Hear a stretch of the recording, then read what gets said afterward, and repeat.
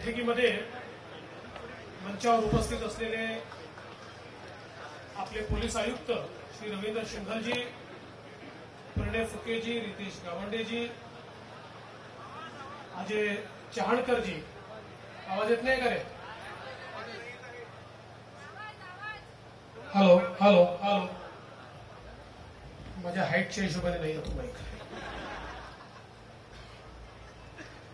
आपले अजयजी, शिवानीताई, पारेंद्र पटलेजी, सारंग कदमजी, देवा देहणकरजी, नागेश साठवणेजी, अमय विश्वरूपे, निलेश राऊत, सर्व मंचावरील आणि समोरील मान्यवर आणि उपस्थित सर्व गणेशोत्सव, दुर्गोत्सव,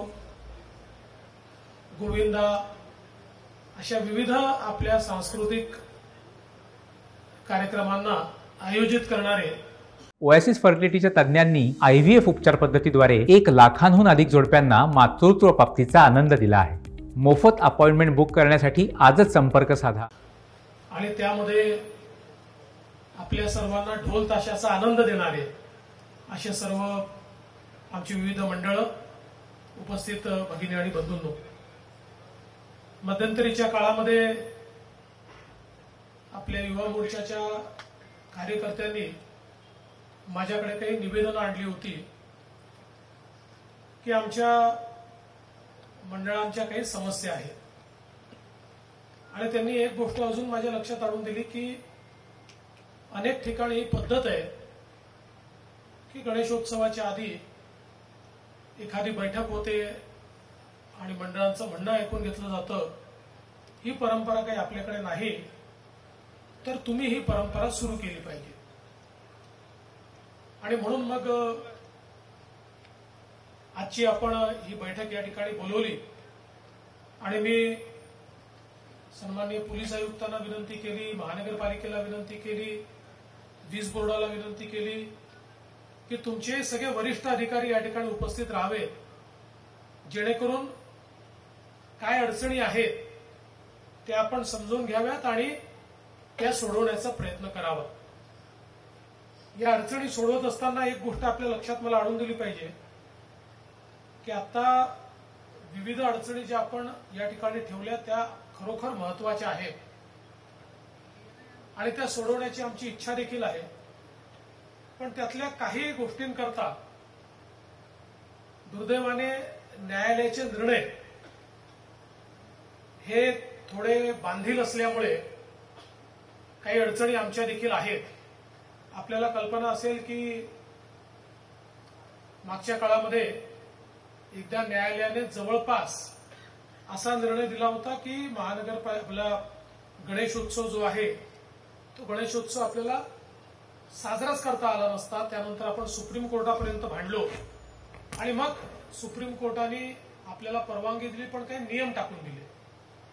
पर्यावरणाचे काही नियम आहेत, काही वेगवेगळ्या प्रकारे ट्रॅफिकचे नियम आहेत. या सगळ्या नियमांमुळे आपल्या काही अडचणी देखील त्या ठिकाणी निश्चितपणे झाल्या आहेत. पण त्याही कशा सोडवता येतील असा आपला सातत्याने या ठिकाणी प्रयत्न आहे. आता जे काही मुद्दे आपल्या समोर आले, तर मागील वर्षी आम्ही निर्णय घेतला होता आणि याही वर्षी आमचा निर्णय आहे की महानगरपालिका गणेशोत्सव मंडळांकडनं कुठलंही शुल्क घेणार नाही, निशुल्कच. हे फक्त आपण मला वाटतं 500 रुपये एक टोकन म्हणून घेतो, कारण आपल्याकडे रजिस्ट्रेशन झालं पाहिजे आणि सगळी माहिती असली पाहिजे. याच्या व्यतिरिक्त कुठलंही शुल्क महानगरपालिका आपल्याकडनं घेणार नाही. इलेक्ट्रिक मीटरचा प्रश्न या ठिकाणी आला. इलेक्ट्रिक मीटरचं जे आपलं त्या ठिकाणी डिपॉझिट आहे, आजच माझ्यासमोर हा प्रश्न आला आहे. बाबा थांब रे, नंतर बोल. आजच माझ्यासमोर हा प्रश्न या ठिकाणी आलेला आहे. तथापि मी वीज विभागाशी चर्चा करून हे जे काही डिपॉझिट आहे कमीत कमी कसं करता येईल याचा निर्णय लवकरात लवकर आपण घेऊ.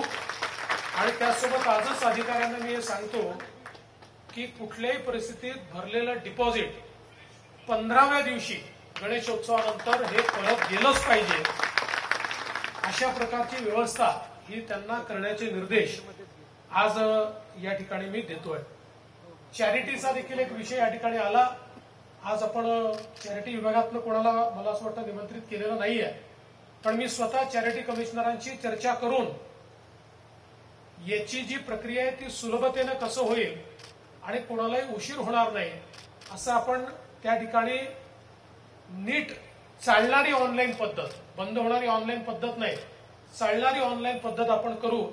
आणि माझं महावितरणला देखील या ठिकाणी सूचना आहे की अनेक वेळा असं होतं की रजिस्ट्रेशनला उशीर होतो, पण तुम्ही तोपर्यंत अर्ज घ्या आणि अर्ज घेऊन तो अर्ज प्रोसेस करा. वाटल्यास कनेक्शन जे आहे हे रजिस्ट्रेशन मिळाल्यानंतर द्या, पण अदरवाईज शेवटी खूप घाई होते आणि मंडळांना फार धावपळ करावी लागते. त्यामुळे रजिस्ट्रेशन मिळालं तर त्या ठिकाणी ते अर्ज करतीलच, पण कोणाला रजिस्ट्रेशन मिळायला थोडा उशीर होत असेल तरी त्यांचा अर्ज हा आपण त्या ठिकाणी स्वीकारला पाहिजे असं या निमित्ताने मी सांगतो. आणि प्रोसेस आपल्याला स्ट्रीमलाईन कशी करून घेता येईल हा प्रयत्न आपण करू. एक पोलीस आयुक्तांना मी सूचना करतो की सातत्याने एकाच ठिकाणी बसणारे जे काही मंडळ आहेत, या मंडळांकरता जसं कोणी म्हटलं 3 वर्ष, कोणी म्हटलं 5 वर्ष आम्हाला परवानगी द्या. काहीतरी आपण केलं पाहिजे की त्यांना वारंवार आपल्याकडे येण्याची आवश्यकता पडू नये. तर एखादी एसओपी आपल्याला जर तयार करता आली आणि त्याच्यामध्ये परवानगीची आवश्यकता नाही, दे शुड इन्फॉर्म असं जरी आपण म्हटलं की त्यांनी आपल्याला इन्फॉर्म करावं. जे वारंवार त्याच ठिकाणी बसताय एक फॉर्मॅट तयार करायचं, त्यांनी आपल्याला इन्फॉर्म करायचं आणि त्यांना ती परवानगी ऑटोमॅटिक मिळेल. मी तर उलट म्हणतो, आपल्याकडे मागच्या वर्षी कोणी कोणी गणपती बसवला हे माहिती आहे, पोलीस स्टेशनला सांगा की तुम्हीच डायरेक्ट त्यांना परवानगी देऊन टाका, पोलिसांनीच त्यांना, कारण आपण लोकाभिमुख आहोत, त्यामुळे आपणच त्यांच्याशी संपर्क साधला पाहिजे. बसवताय का, बसवत असाल तरी परवानगी, त्याच ठिकाणी असेल तरी परवानगी. दुसरं, काही मुद्दे जे या ठिकाणी आले त्याच्यामध्ये कोर्टाने निर्णय देताना रस्त्यावरच्या गणपतींकरता आणि गेट्स करता काही नियम दिलेले आहेत. त्या नियमाचं पालन केलं नाही तर पोलिसांवर कंटेम्प्ट होते. पण तरी देखील याच्यामध्ये थोडी लिनियन्सी असली पाहिजे. जसं कोर्टाने सांगितलेलं आहे की ट्रॅफिक पूर्णपणे थांबवता येणार नाही, अँब्युलन्सची व्यवस्था त्या ठिकाणी आपल्याला, म्हणजे अँब्युलन्स जाईल एवढी जागा आपल्याला सोडावीच लागेल, त्याचे काही त्यांनी नियम दिलेले आहेत. आपल्याकडे अनेक वेळा मी पाहतो की आपला पोलीस विभाग हा इतका जास्त टाईट होऊन जातो की ते सुप्रीम कोर्टापेक्षा वरचे सुप्रीम कोर्टासारखे वागतात. तर त्यांना जरा सांगा की असं चालणार नाही. शेवटी आपलं जे काही गणेशोत्सव वगैरे आहे, हा गणेशोत्सव एक सामाजिक अभिसरणाचा उत्सव आहे. लोकमान्य टिळकांनी गणेशोत्सव सुरू केला कारण त्या काळामध्ये इंग्रजांविरुद्ध लढण्याकरता सर्व समाजाला एकत्रितपणे रस्त्यावर आणण्याची आवश्यकता होती. पण आज तो आपला सांस्कृतिक महोत्सव आहे. आज आपण पाहतो गणेशोत्सव मंडळांमुळे लिडरशिप तयार होते. आज त्या ठिकाणी संघटितपणे काम करण्याची एक सगळ्यांना सवय लागते, एकमेकाला सोबत घेऊन टीम वर्क करण्याची सवय लागते, कोणाला तरी लिडरशिप करण्याची सवय लागते. त्यातनं समाजामध्ये एक नेतृत्व तयार होत असतं. आणि म्हणून मला असं वाटतं की अशा सगळ्या उत्सवांमध्ये आपलं काम हे रेग्युलेट करणं, अडथळे आणणं नाही आहे, हे एकदा खालपर्यंत प्रशासनाला माहिती असलं पाहिजे. रेग्युलेट करावंच लागेल, ते आपलं कामच आहे. पण त्याच्यामध्ये खूप अडथळे आणायचे आणि इतकं कडक बसायचं की काहीच करता येणार नाही असं कोणी करू नये. तर मला असं वाटतं की पोलीस आयुक्तांनी आणि महानगरपालिका आयुक्तांनी या संदर्भात खालपर्यंत ज्या सूचना आहेत त्या सूचना दिल्या पाहिजेत. आणि जरा त्याचा जो काही म्हणजे एक उत्साह आहे तो उत्साह कुठेही कमी होणार नाही अशा प्रकारचा प्रयत्न देखील आपण निश्चितपणे केला पाहिजे. एक कोराळीच्या संदर्भात आपण जो विषय सांगितला त्यामध्ये 2-3 वर्षापूर्वी एक हायकोर्टानेच निर्णय दिला की वाहत्या पाण्यातच विसर्जन करता येईल मोठ्या गणपतींचं, ते नदीतच करावं लागेल. आणि त्यामुळे ते कोराडीचा विषय आला. पण मला असं वाटतं की त्याचे काही अल्टरनेट हे आपल्याला शोधता येतील का. मी महानगरपालिकेला ही विनंती करतो, कारण हे खरंच आहे, कोराडी एका बाजूला पडतं, सगळ्यांना तिथपर्यंत जाण्याचा प्रॉब्लेम आहे.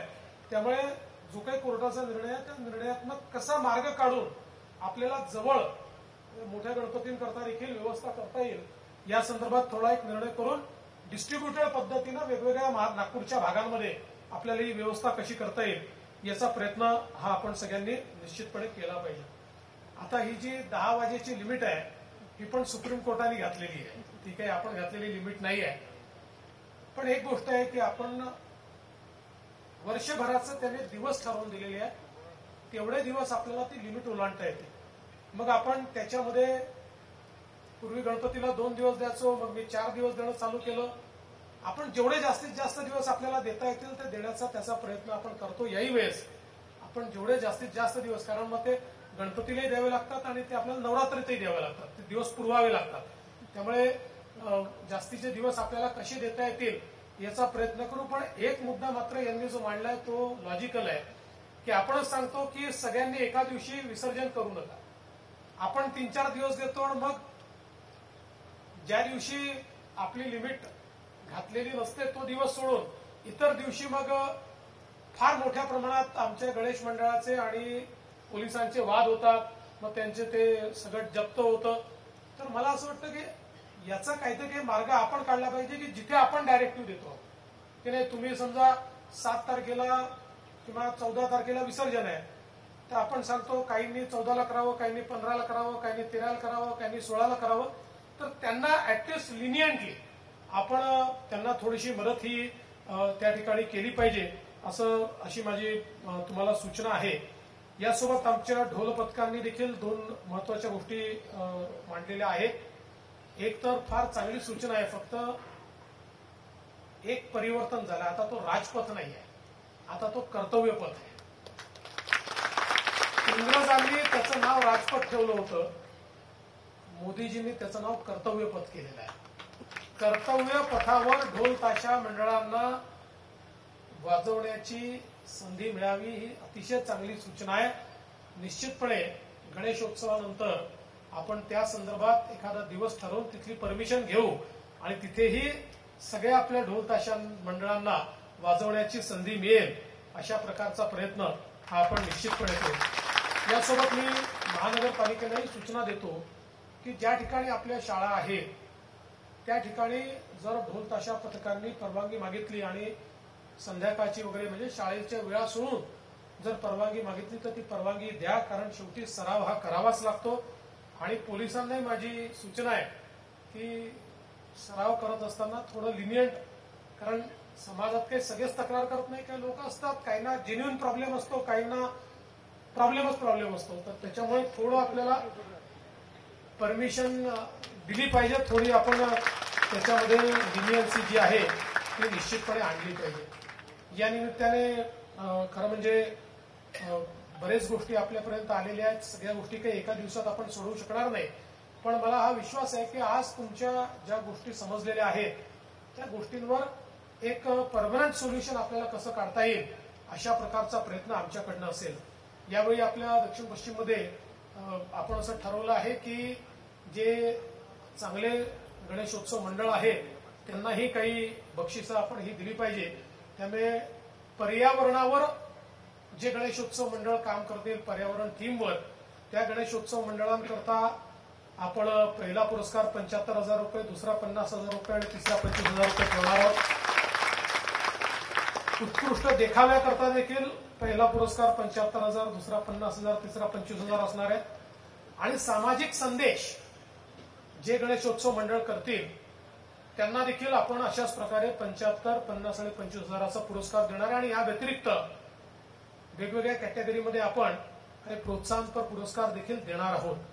मगाशी ताईंनी सांगितलं की तुम्ही आम्हाला काही ते काय देखावा वगैरे द्याल का, तर ते मला देणं काही शक्य होणार नाही, पण आमच्या ढोल ताशा मंडळांनाही प्रोत्साहन मिळालं पाहिजे. आणि ढोल ताशा जे आपलं पारंपरिक वाद्य आहे या वाद्याचा सगळीकडे कार्यक्रम झाला पाहिजे. याकरता जे गणेशोत्सव मंडळ मला विनंती करतील त्यांना सगळ्यांना माझ्या वतीनं मी ढोल ताशाचा मात्र निश्चितपणे जो काही एक कार्यक्रम आहे तो कार्यक्रम त्या ठिकाणी निश्चितपणे देईल, कारण आपलं पारंपरिक वाद्य जे आहे. त्यामुळे दुर्गोत्सव मंडळाने मगाशी सांगितलं ताई तेवढी तुमची एक मागणी ही निश्चितपणे मी मान्य करतो, कारण आपल्याला आपल्या पारंपरिक वाद्यांना या ठिकाणी प्रोत्साहनही दिलं पाहिजे.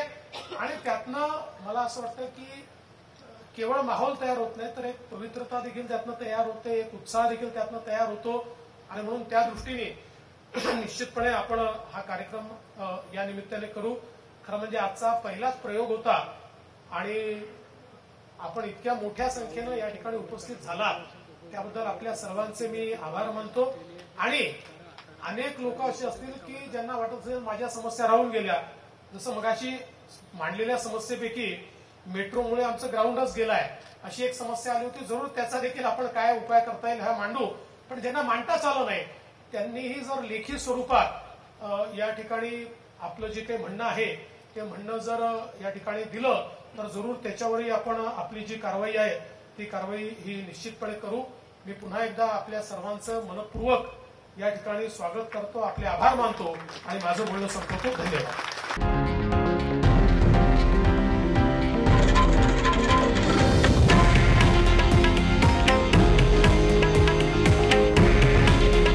हे आहे देशातील नंबर 1 न्यूज नेटवर्क आणि आपण पाहत आहात TV9 मराठी. काळजी तुमची, हित महाराष्ट्राचं.